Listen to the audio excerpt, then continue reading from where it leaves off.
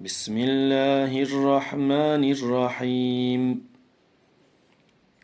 يا أيها النبي إنا أرسلناك شاهدا ومبشرا ونذيرا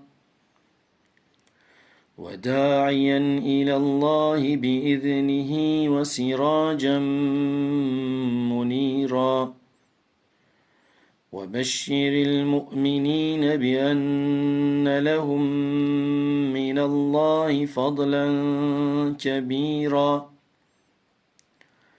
ولا تطع الكافرين والمنافقين ودع أذاهم وتوكل على الله وكفى بالله وكيلا